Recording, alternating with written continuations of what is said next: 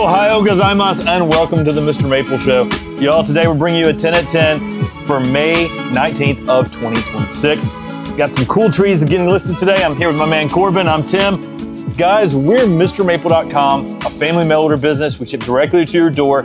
Largest selection of Japanese maples in the country. So check us out on MrMaple.com. If you see something you like today that we're talking about, they get listed at 10 a.m. Eastern Standard Time right there on the website. There's actually 20 getting listed. There's a secret 10 in your email. Guys, I'm really excited to be talking about some awesome plants, man. Spring, we are already pushing through spring. It has been wild here at Mr. Maple. That's because of y'all. People are watching the videos right now. People on the Facebook group. Shout out to y'all because we really appreciate, helping us achieve a crazy springtime here at Mr. Maple and getting some awesome trees out to people around the country. Yeah, I appreciate your patience with us in the last week. We've hired 8 people, maybe more by the time this video airs, here at Mr. Maple. In addition to our team, we bought new trailers and trucks so we can accommodate more people, and we're doing our best to get those trees shipped out to you. Appreciate your patience with us. We'll catch back up really soon, especially with the new influx of extra people here to help and extra hands. We appreciate everything. Appreciate you all so much for making this spring the best spring we've ever had. Speaking of, we've got our open house coming up. And we're working hard this week on getting ready for our open house. If you're going to be doing a pickup, let the office staff know immediately. If you go ahead and let them know you're coming right now so we can start planning with your orders. And if you add more to today's 10 at 10 or Thursday's 10 at 10, let our office staff know immediately so we can add those to your pickup.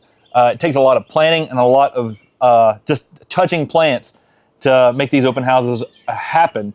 And the quicker you can let us know about that you're coming, the easier it is on our team. So please let us know immediately. And I think it's time for us to jump into this 10 at 10. Let's do it.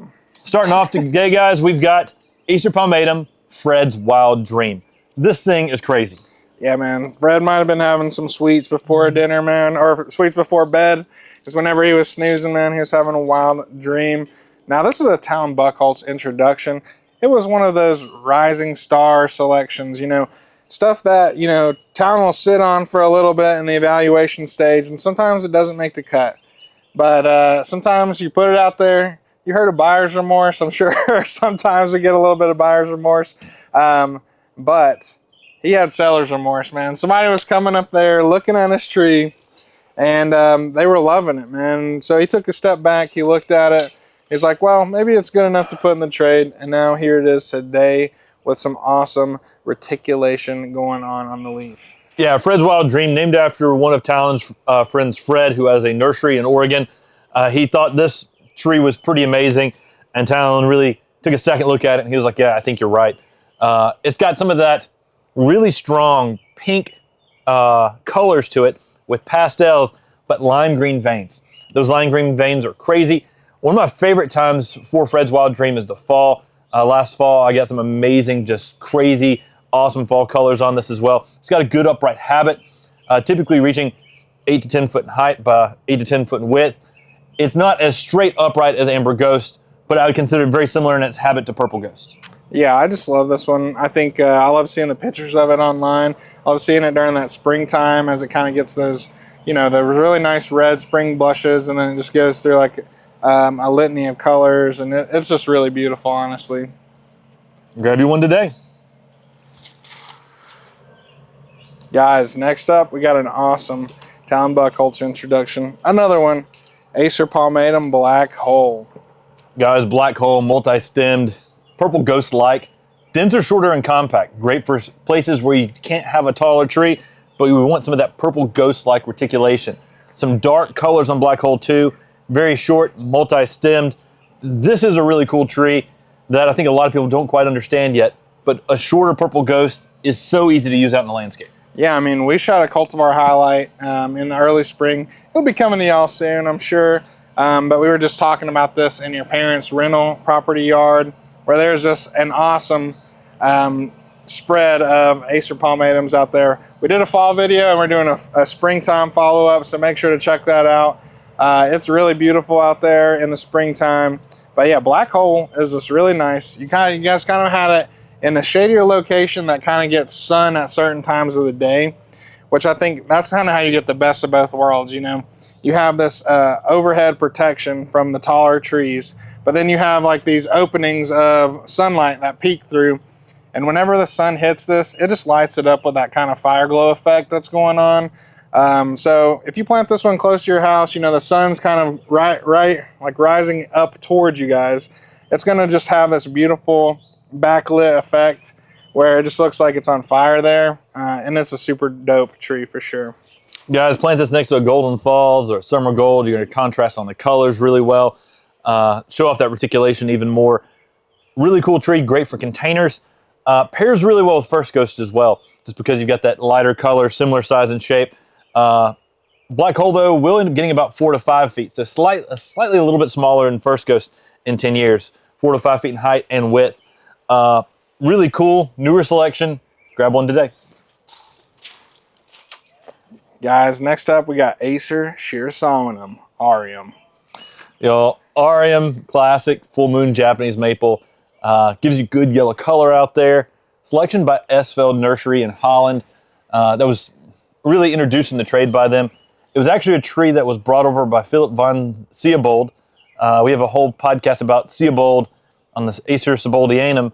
But he literally threw this tree off a ship there at Esveld Nursery in Holland.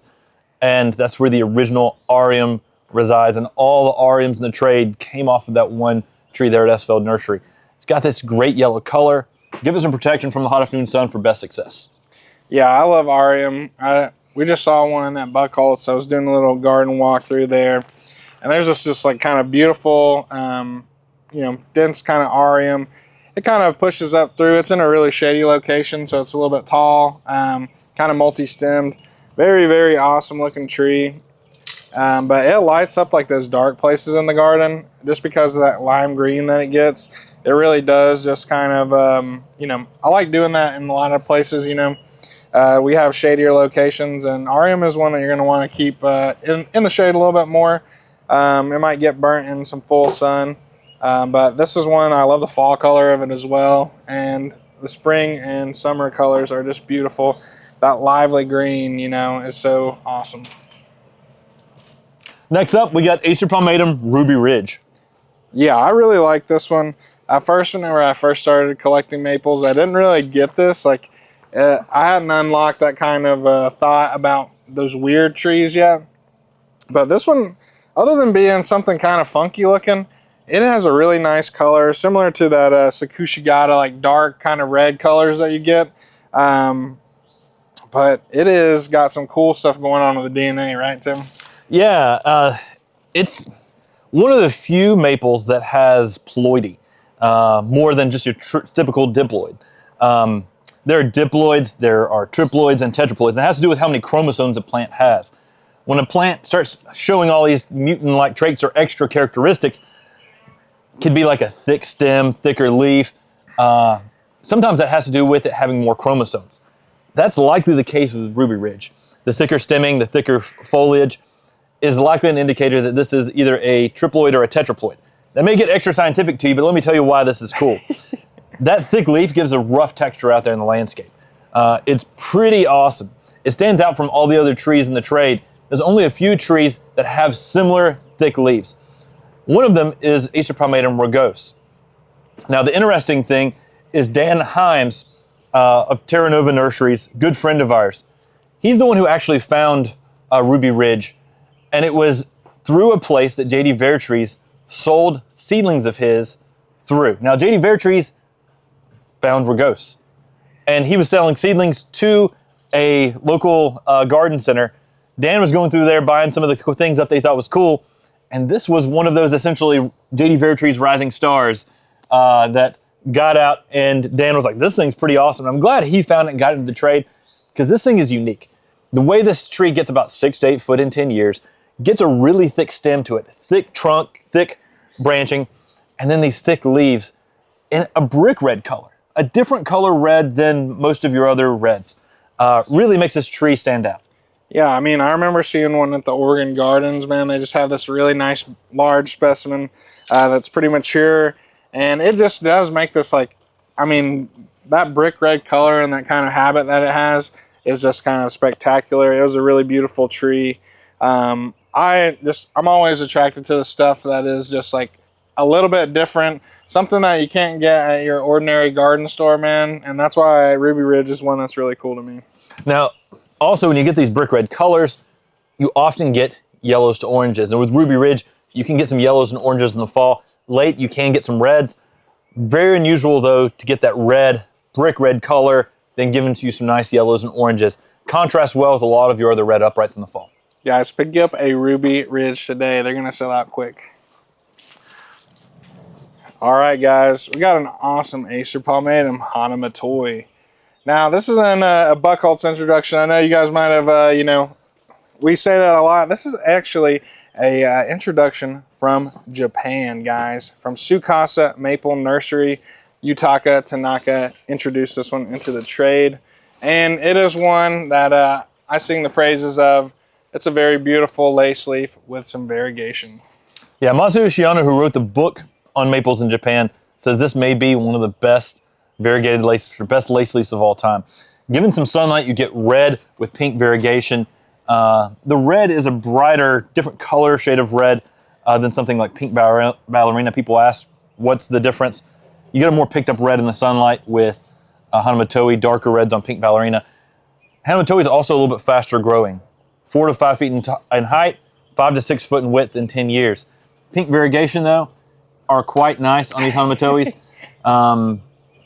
I love getting that classic lace leaf feel with extra wow factor. You get that wow factor with that variegation, it grabs people's attention.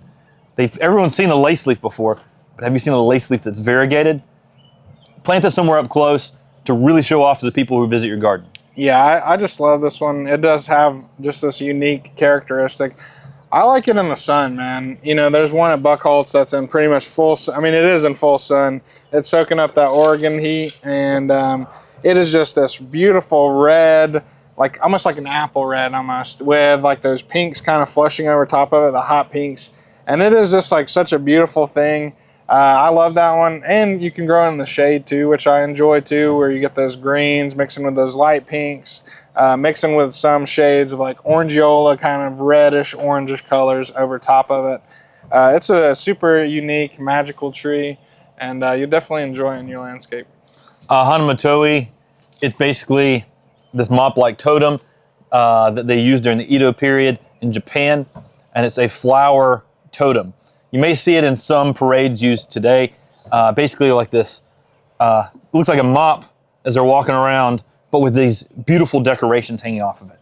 And so they're walking around with this thing. They often put that in front of the firemen during the Edo period, and the firemen were like the superheroes. The people, everything was made out of wood and bamboo, and so they were the people that everyone looked up to in society during the Edo period. And this was kind of like their call, like, get out of the way, here come the firemen, as they had these mop-like totems. They still use them today, and they use very decorative ornamental ones, and that's what this sort of resembles, is that mop-like totem that is very popular in parades and celebrations in Japan. Get you a Hana matoi today. Hey guys, next up we have Acer circinatum baby buttons. Yeah, this is a super cool Acer circinatum, which is a maple that is native to the Pacific Northwest out there. Whenever we're driving around Oregon, man, you see lots of circinatums, you see lots of macrophyllums. So it's only right that there's some introductions from Talon Buckholz where he grew up, you know, or he was born and raised. And this is a really cool witch's broom. That's a nice dwarf on a circinatum. Yeah, I mean, circinatums were introduced to Western civilization during the Lewis and Clark expedition.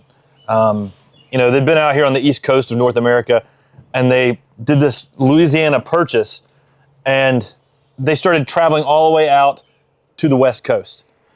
And, you know, they're used to seeing everything they see on the east coast. And then they get out there, and Persh, their horticulturalist on their team, as they're traveling around, spots Acer circinatum growing on the riverbanks and mountains as they're going through Oregon. I mean, I can only imagine seeing this for the first time. They were actually going through there in October. It was in fall color. My first trip to Oregon was in fall color, and we went out to Mount St. Helens, not far from where Lewis and Clark went. and seeing that in fall color just blew my mind. So used to what we see on the East Coast, and seeing this Pacific Northwest native out there was pretty amazing. Baby buttons is a dwarf mutation that happened on Acer circinatum.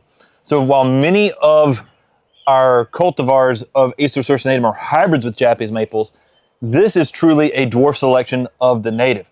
It's grafted to an Acer palmatum, but the rest of the tree likely has no Acer palmatum influence. Dense, compact form, selected and introduced in the trade and put that name Baby Buttons on it by Talon Buchholz himself. And Acer circinatum, which will go yellows, pinks, oranges, and reds in the fall.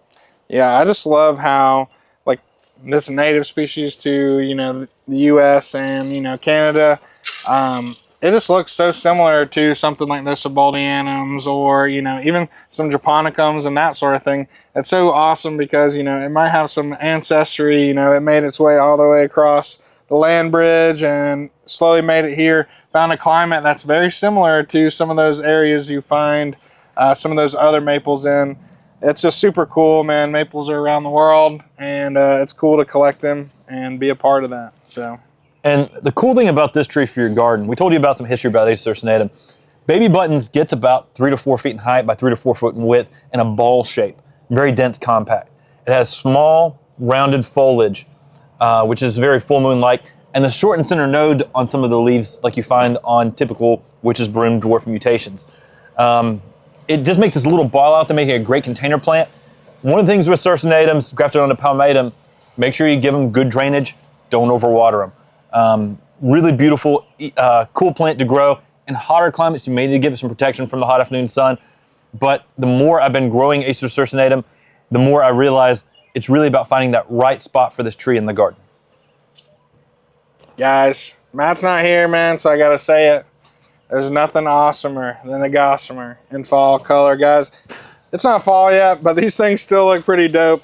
I just like this one because, you know, at first, whenever I saw it, it was like the first thin lobe, kind of lacy, past the lace leaf kind of thing that I saw. And I thought Gossamer, and somebody had told me around work, they're like, oh, yeah, and it's named after that Looney Tunes character, Gossamer, with like the red fur and that sort of thing. So I was like, okay, that makes sense. You know, during the fall time, I've seen it in full red. But later, I kind of learned that I had to do some Google searching, man. I found out that Gossamer is like kind of this like fabric-y kind of deal, and that's actually what it's named after. So. Yeah, Billy Schwartz is the one who found this, and it was found on Dick Wolf's property in Lima, Pennsylvania, of Red Maple Nurseries. It was a chance seedling from the tree he has there labeled Aconitafolium, which is different.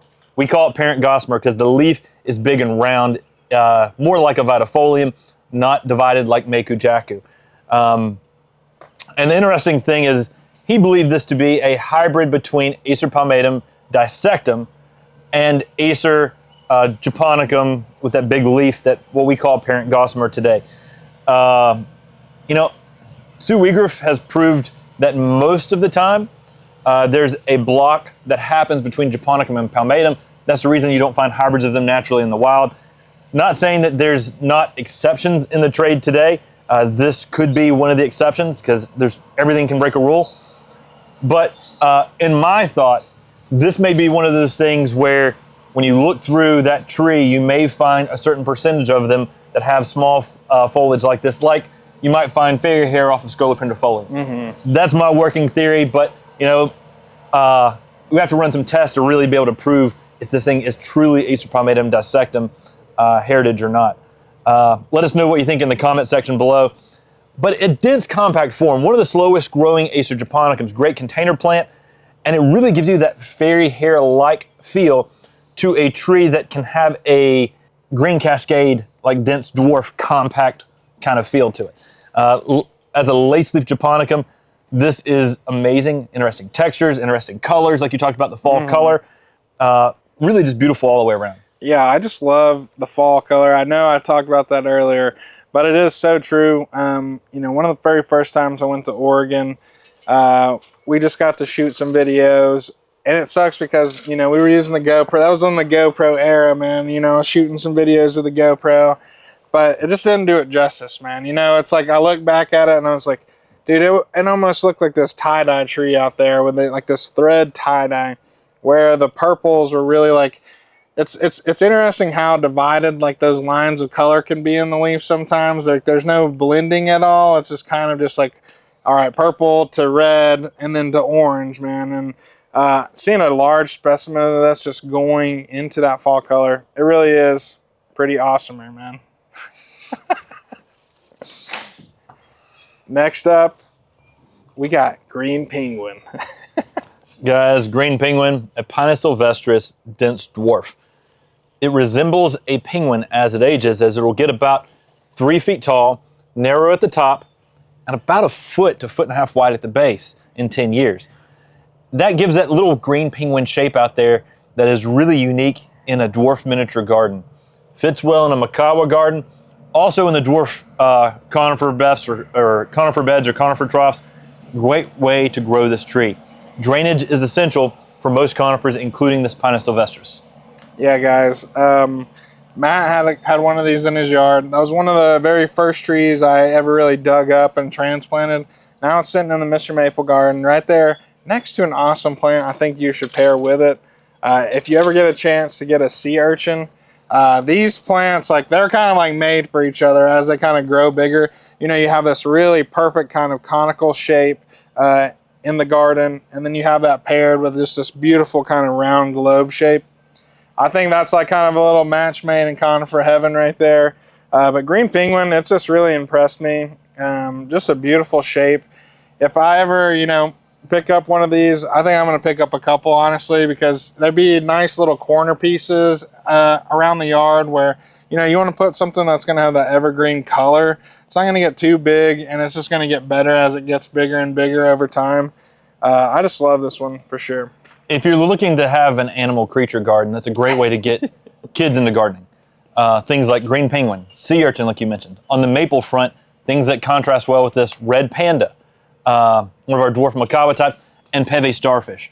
They're great ways for people to get kids excited, because when they go out there, they realize, hey, this tree has this shape like a penguin. It makes the imagination come alive in the garden. I think this one does this in a great way, and it's a great way to just bring excitement. They're great container plants as well, and they're great entrance ways to a miniature garden where you can flank both sides of the garden as well. Yeah, I mean, if I ever get a miniature railroad garden, man, I'm going to have a couple of these too. But yeah, guys, pick up a green penguin today. It's an awesome conifer.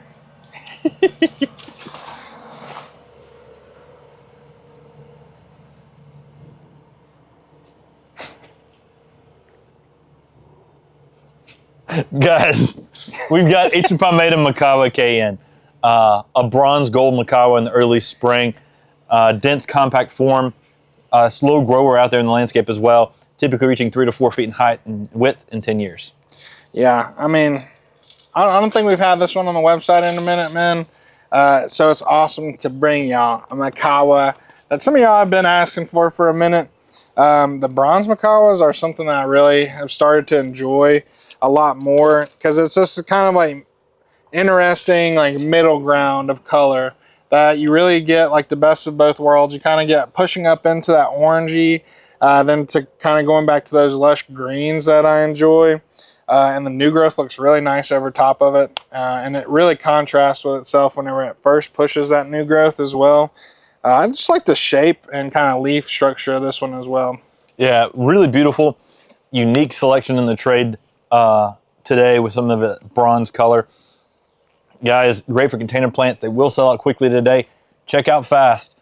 We have been bringing bigger sets of these Mikawa types for you each and every week, trying to let more people get a lot of these trees that everybody's after, but they will sell out quickly. So do make sure you check out fast with Mikawa kaen today. Yeah, man, I like whenever you walk through those houses that things are coming up on, man, like where, you know, he's walking through the Mikawa house, he's walking through, maybe walking past some kin pies and that sort of stuff. And if you ever want to go see some awesome content where we're walking through the greenhouses, kind of showing you what's up, check out the Japanese Maple Fans YouTube channel.